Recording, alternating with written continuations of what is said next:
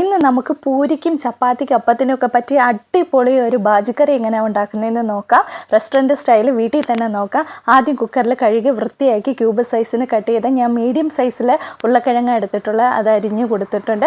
അതിലേക്ക് 3 പച്ചമുളക് നെടുകെ കീറിയത്, 1/4 സ്പൂൺ മഞ്ഞൾപ്പൊടി, പിന്നെ മുങ്ങിക്കിടക്കാൻ പാകത്തിന് വെള്ളം ഒഴിച്ചിട്ട് 1/2 സ്പൂൺ ഉപ്പും ഇട്ട് അടച്ച് വെച്ച് ഒരു വിസിലടിച്ച് മാറ്റി വെച്ചേക്കണം.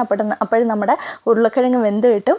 അതിനുശേഷം ഒരു കടായി എടുത്തിട്ട് 2 സ്പൂൺ വെളിച്ചെണ്ണ ഒഴിച്ചിട്ട് അതിലേക്ക് കടുക് പൊട്ടിക്കണം. കടുകെല്ലാം പൊട്ടി വന്നതിന് ശേഷം അതിലേക്ക് 2 വറ്റൽമുളക് മുറിച്ചത് ഇട്ട് കൊടുക്കുന്നുണ്ട്. അതും ഒന്ന് റോസ്റ്റ് ചെയ്തിട്ട് അതിലേക്ക് ഒരു 1/4 സ്പൂൺ ഉഴുന്ന് പരിപ്പാണ് ഞാൻ ചേർത്ത് കൊടുക്കുന്നത്. ഉഴുന്ന് ചേർത്ത് കൊടുക്കുന്നുണ്ട് 1/4 സ്പൂൺ. അതിനുശേഷം അതിലേക്ക് പിളർന്ന കടലയുണ്ടല്ലോ, പൊട്ടുകടല എന്ന് പറയുന്നത്, അത് ചേർത്ത് കൊടുക്കുന്നുണ്ട്. അതൊരു 1/4 സ്പൂൺ ചേർത്ത് കൊടുത്തിട്ട് ഒന്ന് റോസ്റ്റ് ചെയ്യുന്നുണ്ട്. അതിൻ്റെ കളറൊക്കെ ഒന്ന് മാറി വന്നതിന് ശേഷം അതൊന്ന് റോസ്റ്റ് ചെയ്യുന്നുണ്ട്. അതിലേക്ക് ഒരു തണ്ട് കറിവേപ്പിലയും കൂടി ഇട്ട് റോസ്റ്റ് ചെയ്യുന്നു.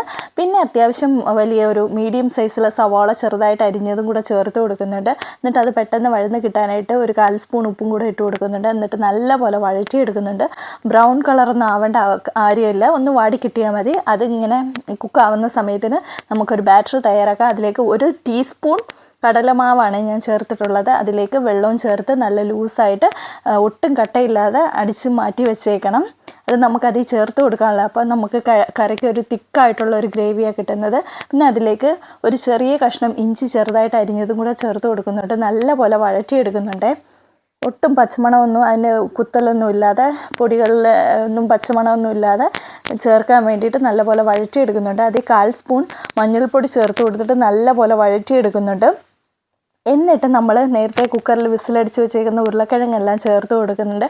എന്നിട്ട് ഇതെല്ലാം നല്ലപോലെ മിക്സ് ചെയ്ത് നല്ല കുറുക്കി എടുക്കണേ. വലിയ കഷ്ണങ്ങളൊക്കെ ഉടച്ചും കൂടെ കൊടുക്കുമ്പോഴത്തേന് നല്ലപോലെ കുറുകി നമ്മുടെ ഗ്രേവി നല്ല തിക്കായിട്ട് കിട്ടും.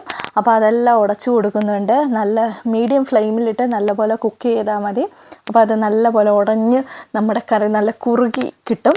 അപ്പോൾ അത് സൂപ്പർ ടേസ്റ്റായത്, ഇരിക്കും തോറും കുറുകുന്ന ഒരു കറിയും കൂടെ. പിന്നെ ആവശ്യത്തിന് ഉപ്പ് നോക്കിയിട്ട് 1/2 സ്പൂൺ ഞാൻ ഉപ്പും കൂടെ ചേർത്ത് കൊടുക്കുന്നുണ്ട്. എന്നിട്ട് നല്ലപോലെ മിക്സ് ചെയ്യുന്നുണ്ട്.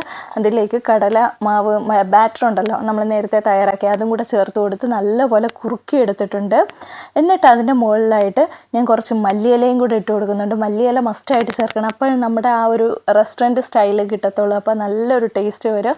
അതിൻ്റെ ഒരു മണമൊക്കെ വരുമ്പോഴത്തേനും ഫ്ലേവറിന് പറ്റിയതാണ്. പിന്നെ അതിലേക്ക് ഒരു 1/2 സ്പൂൺ നാരങ്ങ നീരാണ് ഞാൻ ചേർത്ത് കൊടുക്കുന്നത്. ഓവർ പുളിയുള്ളതല്ല, അപ്പോൾ അതിൻ്റെ ടേസ്റ്റ് തന്നെ മാറും, സൂപ്പർ ടേസ്റ്റ് ആവും. അപ്പോൾ വീഡിയോ ഇഷ്ടമായാൽ ലൈക്ക് ചെയ്യാനും ഷെയർ ചെയ്യാനും സബ്സ്ക്രൈബ് ചെയ്യാനും മറക്കല്ലേ. അപ്പോൾ വീണ്ടും ഇതുപോലെ കിടിലം വീഡിയോ ആയിട്ട് വീണ്ടും കാണാം. ബൈ.